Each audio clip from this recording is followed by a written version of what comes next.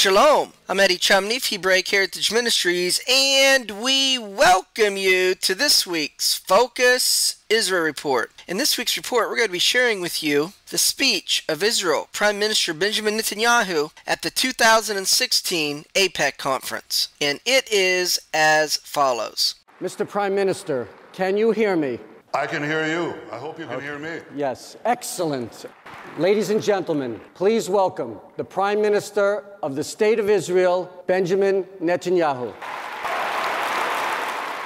Good morning, America. Good morning, AIPAC. And a special good morning to the 4,000 students who are cutting class today to be with AIPAC in Washington. Greetings to all of you from Jerusalem. I want to first send my condolences to the families of those murdered in today's terrorist attacks in Brussels. The chain of attacks from Paris to San Bernardino to Istanbul to the Ivory Coast, and now to Brussels, and the daily attacks in Israel. This is one continuous assault on all of us. In all these cases, the terrorists have no resolvable grievances. It's not as if we could offer them Brussels or Istanbul or California or even the West Bank. That won't satisfy their grievances, because what they seek is our utter destruction and their total domination. Their basic demand is that we should simply disappear. Well, my friends, that's not going to happen. The only way to defeat these terrorists is to join together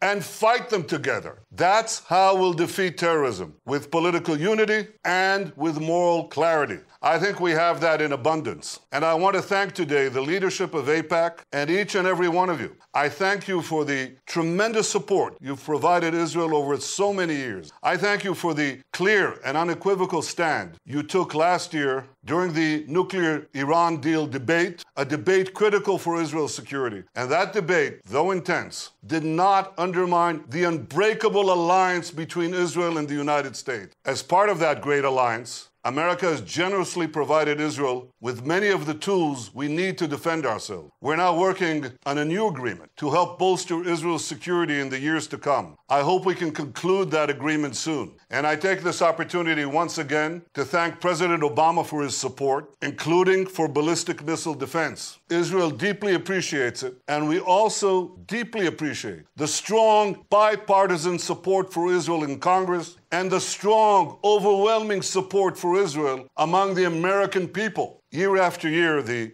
overwhelming majority of Americans stand with Israel. They know something profound that stands out for all to see today. They know that Israel is an island of liberty and democracy and stability in the sea of despotism and violence and instability that surrounds it. And that is why I believe that Israel must never be an issue that divides America, but a great cause of liberty that unites Americans. My friends, 2 weeks ago, I visited Yodfat in northern Israel. It was there 2,000 years ago that the Romans began their military campaign against the Jews. I'm holding in my hand right now an exact replica of an arrow found at Yodfat, one of thousands used by the Romans in their war to crush Jewish independence. Yet 2 millennia later, the Jewish people are once again free and sovereign in our ancient homeland. And in rebuilding our land, our state, our economy, our army, our science, our culture, we've achieved remarkable successes. But it's true we also face great challenges. We are, in fact, today witnessing two contradictory trends. First, the positive trend. Every day, high-level delegations land at Ben Gurion Airport. They come from America, they come from Europe. Increasingly, they come from Asia, from Africa, from Latin America. As many of them confront the rise of militant Islam and its accompanying terrorism, they come to Israel to strengthen their security. They wish to learn from Israel's proven security and intelligence capabilities how to better protect their own people. But they also come to Israel because they want to upgrade their economies with Israel's technology. And for good reason. Israel's know-how is powering the world's computers, navigating its cars, protecting its its bank account. It's led to breakthroughs in treating multiple sclerosis, Parkinson's, Alzheimer's. It helps farmers around the world yield more crops, produce more milk, conserve more water. So for all these reasons, the world is coming to Israel. Today we have diplomatic relations with 161 countries, more than at any time in our history. And by the way, there are not that many countries left. There are only about 200 countries in the world. But alongside this positive trend, there's a second negative trend. While Israel is embraced by a growing number of individual nations, there are those who seek to malign Israel among the nations, and especially in the United Nations. At the UN, Israel, the Middle East's only true democracy, is slandered like no other country on earth. At the UN, Israel is subjected to consistent, systematic discrimination. Only Israel is permanently scheduled for condemnation at the UN Human Rights Council. Not Iran, not Syria, not North Korea. Only Israel is hounded by UN bodies expressly established to delegitimize its very existence. Only Israel is condemned every year by 20 hostile resolutions in the UN General Assembly. The UN, my friends, has a shameful record of singling out Israel for castigation and condemnation. So I have a question for you. Why would anyone think that the UN could decide on a fair and secure peace for Israel? Yet amazingly,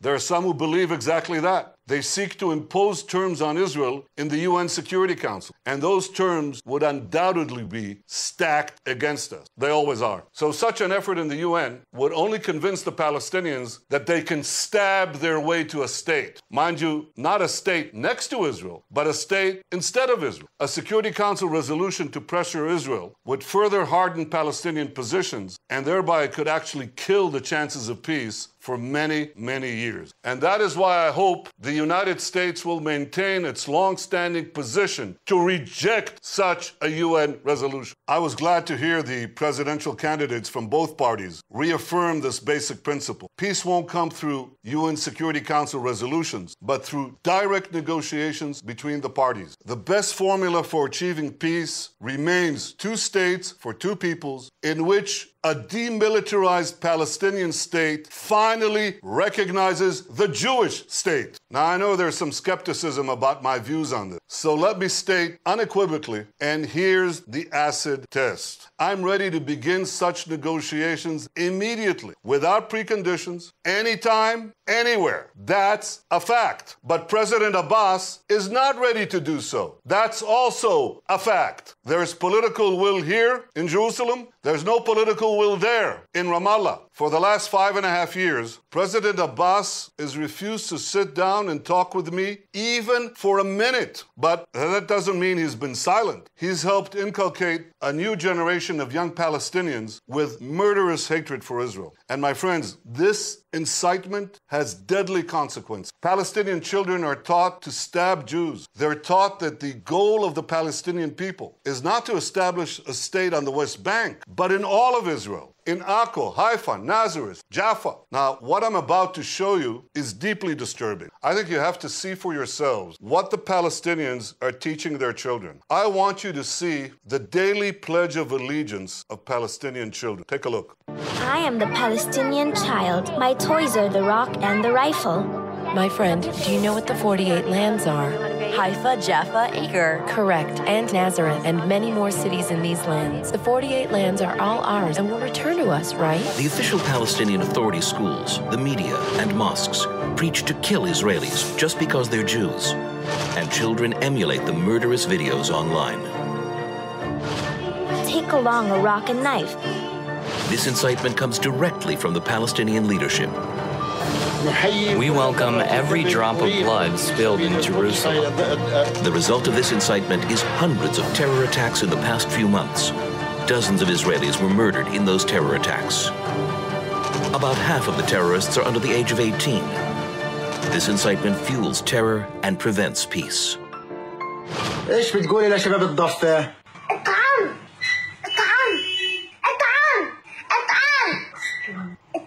This is sick. It's inexcusable. That, my friends, that little girl wasn't born hating. She was taught to hate, as were the Palestinians who murdered the American student Taylor Force and other American citizens in recent months. You've already heard what an impressive young man Taylor was. But President Abbas's Fatah movement praised Taylor's killer as, and I quote this, as a hero and a martyr. Now, that's not coming from Hamas. That's coming from Abbas. And now the Palestinians will spur even more terrorism by rewarding the families of murderers, including those who murdered Americans, with a regular monthly payment. So the message they send to Palestinians is clear. Terrorism pays, literally. If the international community really wants to advance peace, it must demand that the Palestinians stop poisoning the minds of their children. If the international community wants to advance peace, it must address the true core of the conflict, the persistent Palestinian refusal to accept a Jewish state in any borders. So there's bad news, but there's also some good news. While the Palestinians are stuck in their refusal to make peace, others are moving forward. First, Israel's peace agreements with Egypt and Jordan have weathered many storms. Second, increasingly, our other neighbors recognize that we have common interests. They understand that we face the same threats from Iran and from ISIS. Now, I can tell you from a perspective of my lifetime, this is a historic change. I believe it offers a unique opportunity to advance peace. And we are working every day to seize that opportunity. Ladies and gentlemen,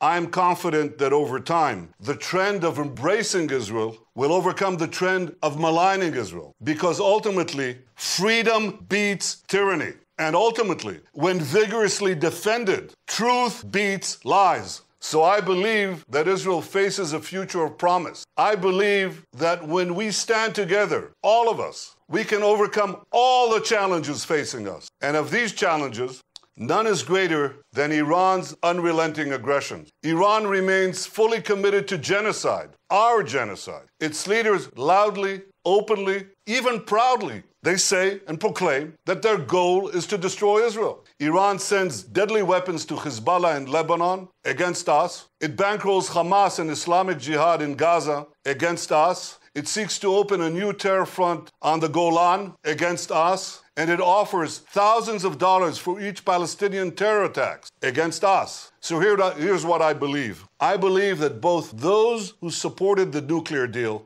and those who opposed it can at the very least work together to stop Iran's aggression and terror and hold Iran accountable for its transgressions. Since the nuclear deal, Iran has continued to conduct ballistic missile tests in defiance of its international obligation. As you've heard, Iran recently fired a ballistic missile with a Hebrew inscription painted on it. It said, "Israel must be wiped out." So, ladies and gentlemen, the writing is not on the wall, it's on the missile. Now, my friends, an arrow just like this was shot by a Roman soldier at Yotfat. He was fighting to end Jewish independence once and for all. But Imperial Rome is long gone. And I am speaking to you today from our capital, Jerusalem, as the Prime Minister of the reborn Jewish state. We have restored our independence. We have restored our capacity to defend ourselves. Iran should learn this history, and it should have no illusions. Israel will defend itself mightily against all those who seek to destroy us. And Iran should remember that today, it's not only the enemies of the Jewish people who have arrows. Today, the Jewish state can defend itself with powerful arrows of our own. Take a look.